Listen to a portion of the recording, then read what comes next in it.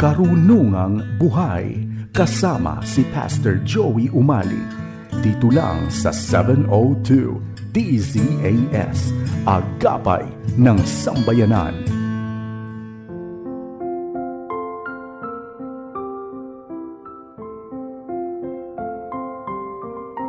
Pastor Joey Umali, samahan mo kami rito sa Karunungang Buhay. Isang mapagpalang araw sa iyo, kaibigan. Purihin ang Panginoon sa muli nating pagniniig dito sa ating lingguhang programang Karunungang Buhay. Nais kong batiin muna ang ating mga birthday celebrants this week. Binabati natin si Emil at E.G. Garcia, si BJ Dungo, John Naranjo, si Dek Ochenko. Binabati rin natin ang ating kapatiran doon sa UCCP Salinas sa pangunguna ni Pastor Rick at DM Dean Garcia, Sheila Tiglao, Flor Malinis, Roel Acuña, Chris Espiritu, Imelia Paredes, April Ignacio at Rapi at Delia Yabut. Gayun din, happy listening kina Isabelita Hugilon, Susan Isaac Tira-Tira, Teresa Metica, Nora Cancela, Gloria Cortez, si Liberty Balcora, Geraldine Flores, si Brother Bernard Sibaluca, Connie Mauricio, Manuel Canlas, Pastor Ronald Inabe doon sa San Francisco del Monte, Bulacan, at kay Ate Ruth Estrada, kay Ate Aids Javier, kay Cons Go at Daisy Umali.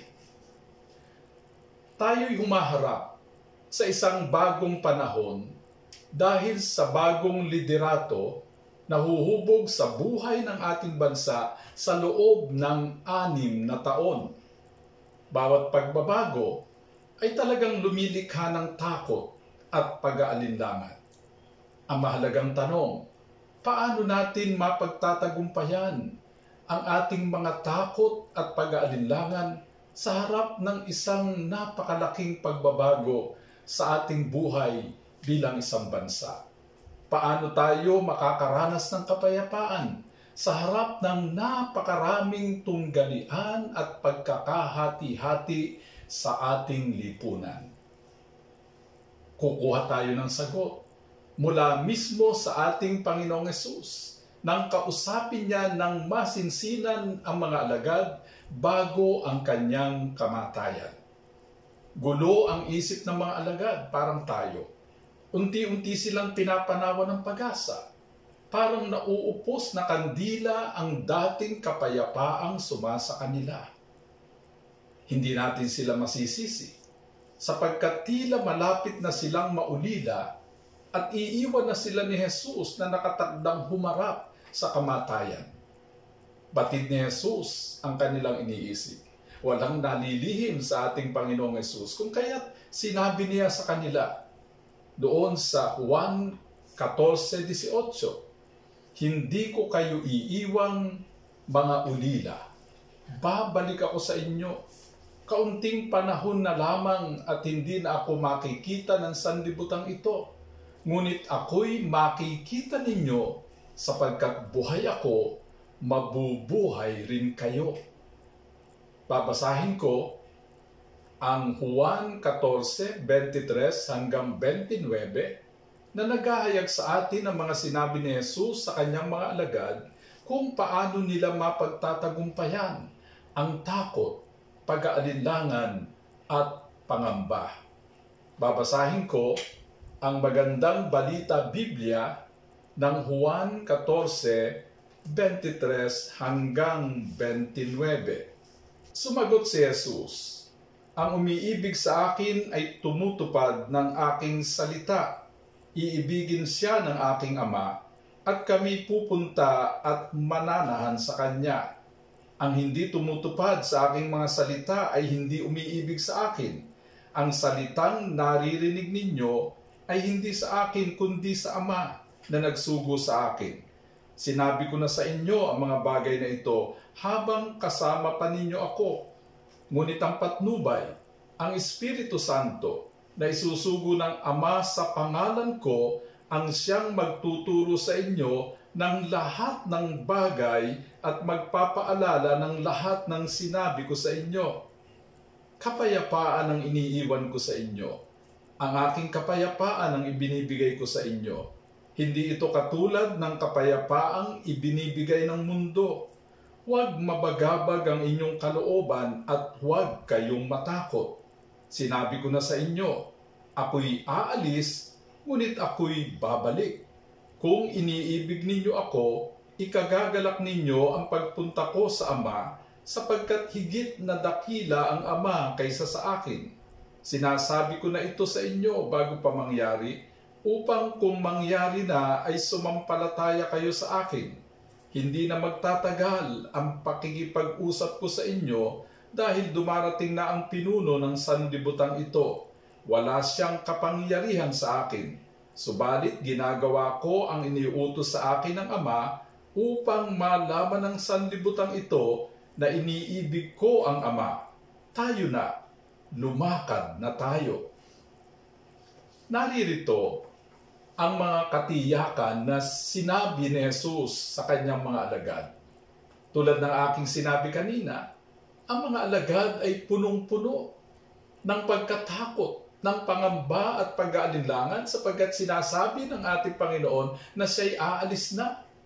Malapit nang ipagkaloob ng Diyos, ng ating Panginoong Diyos, ang kanyang buhay alang-alang sa ating kaligtasan. Kaya't naririto ang mga katiyakan na kanyang sinabi sa kanyang mga alagad na siya ring sinasabi sa atin ng Panginoon na katiyakan. Sino man sa atin na mayroong pangamba, takot, pag-aalinlangan sa kanyang puso. Una, tiniyak ni Jesus ang pag-ibig at presensya ng Diyos. Wika niya sa verse 23, ang umiibig sa akin ay tumutupad ng aking salita. Iibigin siya ng aking Ama at kami pupunta at mananahan sa Kanya. Ang pag-ibig ng Diyos, kapatid, ay mas malaki kaysa ating mga takot at pangamba. In fact, ang pag-ibig ng Diyos ay mas mataas kaysa matayog nating pangarap. Kapag tayo'y inibig ng Diyos, walang sino man ang makahahadlang upang ipakita niya ang katunayan ng pag-ibig na ito.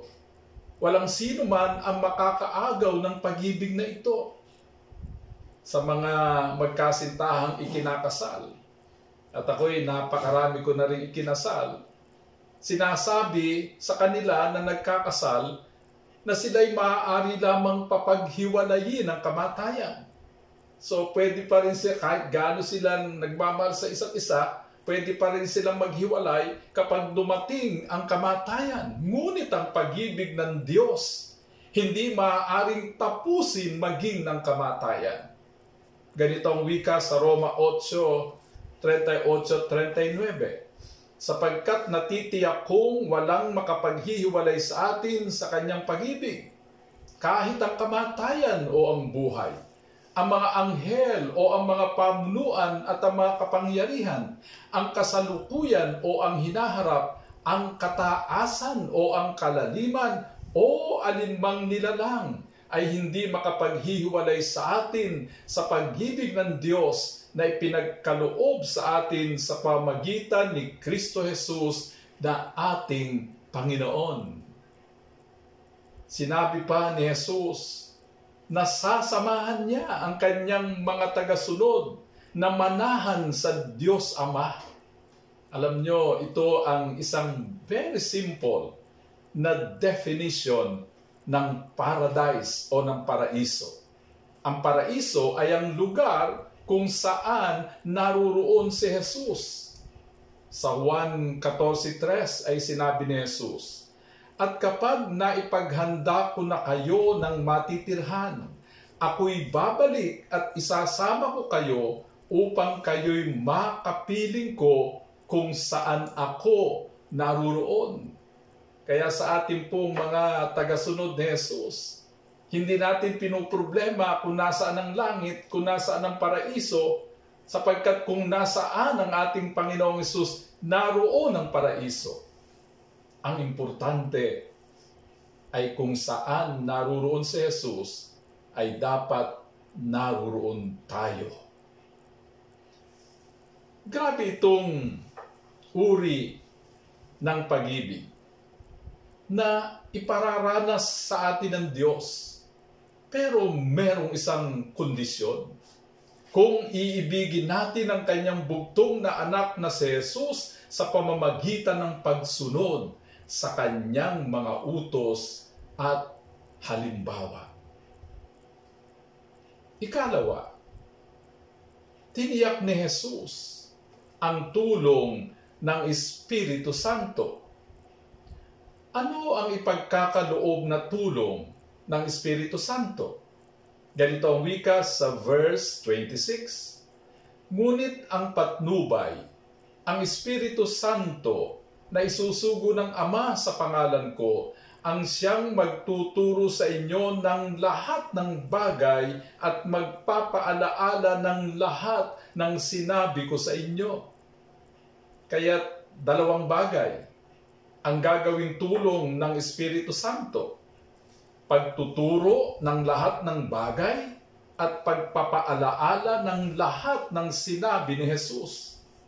Pagkakalooban tayo ng Espiritu Santo ng power of discernment upang malaman natin ang mabuti sa masama, ang totoo sa kasinungalingan, ang genuine news sa fake news. Sa panahon ngayon ng malaganap na social media, tayo pa naman ang social media capital of the world. Alam ninyo, 90 milyong mga Pilipino ang regular users ng social media. Napakahalaga ng ganitong karunungan upang hindi tayo mabiktima ng disinformation at deception. Tinuruan ni Jesus ang mga alagad kung paano makapapasok sa kaharian ng langit, kung paano magkakaroon ng kasiyasiya at matagumpay na buhay, kung paanong tunay na iibigin ng Diyos at ang kapwa. Ang Espiritu Santo ang magpapaalaala sa mga alagad ng lahat ng katuruan ni Jesus upang hindi sila maligaw. Sa ngayon, natututuhan natin ang kagustuhan ng Diyos sa pamagitan ng mga pangaral at halimbawa ni Jesus na mababasa natin sa Biblia, higit sa lahat sa Ebanghelyo. Sa panahong kakailanganin natin ang gabay ng salita, ang Espiritu Santo ang magpapaalaala sa atin sa mga talatang ating nabasa na angkop sa kinakaharap nating sitwasyon. Ang salita ng Diyos ayon sa Hebreo 4:12 ay buhay at mabisa. Mas matalas kaysa alinmang tabak na magkabila ay may talim.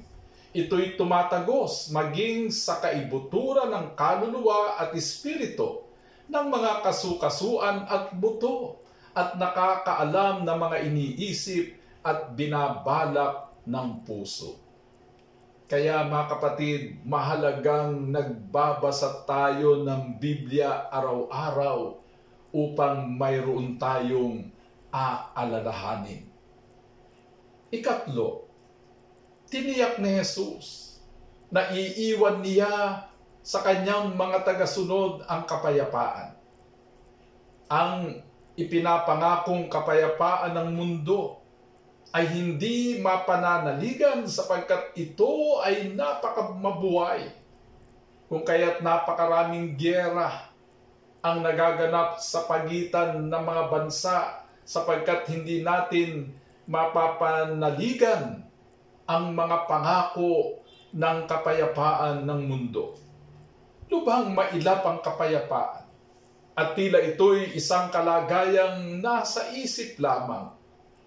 Wika nga sa Jeremias 6:14, ang sabi nila, payapa ang lahat, gayong wala namang kapayapaan. Iba ang ipinapangakong kapayapaan ni Jesus. Ito'y kapayapaang nangyayari sa gitna man ng matinding pagsubok. Ito'y kapayapaang lumulupig sa takot dahil sa presensya ng Panginoon. Ang tunay na kapayapaan ay hindi ang kawalan ng problema.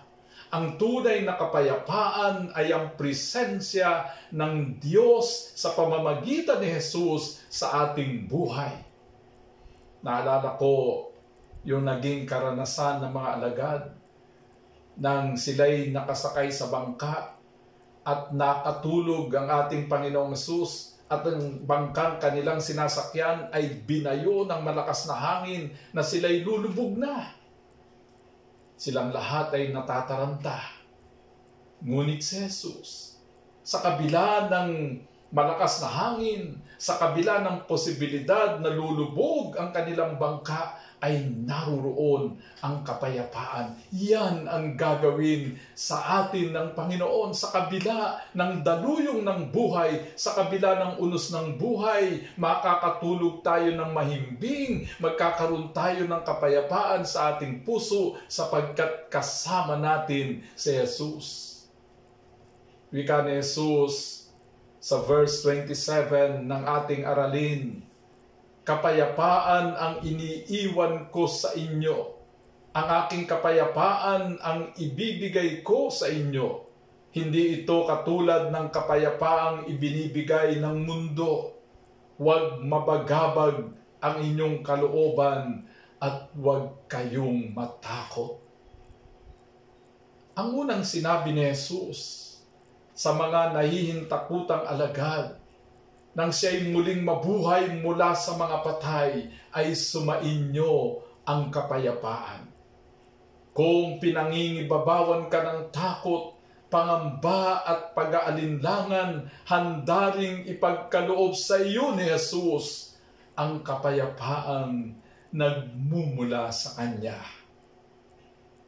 Ika-4, tiniyak ni Jesus na siya'y muling magbabalik. Yun ang talagang nag-alis ng lahat ng takot, pangamba at pag-aalinlangan sa mga alagad. Hindi magtatagal ang pagkawala ni Jesus. Muli siyang magbabalik sa takdang panahon. Hindi siya nagsabi ng paalam. Ang sinabi niya ay hanggang sa muling pagkikita-kita. Wika niya sa verse 28, sinabi ko na sa inyo, ako'y aalis, ngunit ako'y babalik. Tayong mga tagasunod ni Jesus, ito ang ating pinakahihintay. Ang muling pagbabalik ni Jesus upang hukuman ang daigdig, upang isama sa Kanyang kaharian ang lahat ng mga sumampalataya sa Kanya at sumunod sa Kanyang mga utos. Lahat ng kasamaan, lahat ng kasinungalingan, lahat ng pagbabalat kayo at pagsasamantala ay mawawasak sa muling pagbabalik ni Jesus. Nasa Kanya ang huling halakhak. Ika-5, tiniyak ni Jesus na hindi tayo mananatili sa kalagayan ng pagkatakot, pangamba at pag-aalinlangan. Tayo'y susulong tungo sa isang buhay na may katapangan, katiyakan at kapayapaan. Wika niya sa verse 31, subalit ginagawa ko ang iniutos sa akin ng Ama upang malaman ng sanlibutan ito na iniibig ko ang Ama. Tayo na, lumakad na tayo. Tamang-tama ito sa ating panahon. Sa nanalo man o natalo sa eleksyon, tayo na, lumakad na tayo. Let's move on. Isuko natin kay Jesus ang lahat ng ating pagkatakot, pangamba at pag-aalinlangan. Magtiwala tayo, nahahanguin tayo ng Panginoon sa balong ating kinahulugan at itatayo tayo sa isang matibay na bato. Tara na. tayo na, lumakad na tayo. Let us move on by the power and grace of God. Tayo'y manalangin.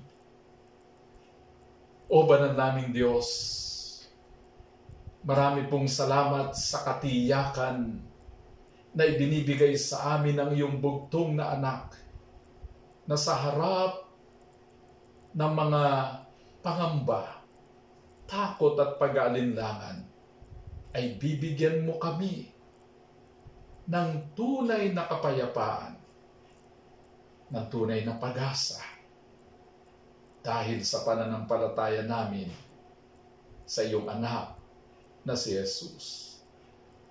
O banal naming Diyos, tulungan niyo po kami na aming maranasan ang presensya ng iyong bugtong na anak at sa pamamagitan niya,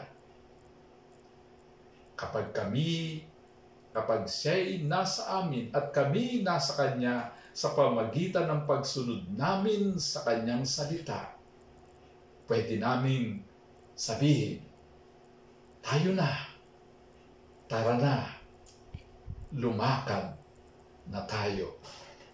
Sa pangalan ng Ama, ng Anak, at ng Banal na Espiritu. Amen. Maraming salamat sa iyong pakikinig. Hanggang sa muli, tandaan mo, mahal ka ng Diyos kahapon, ngayon, at bukas.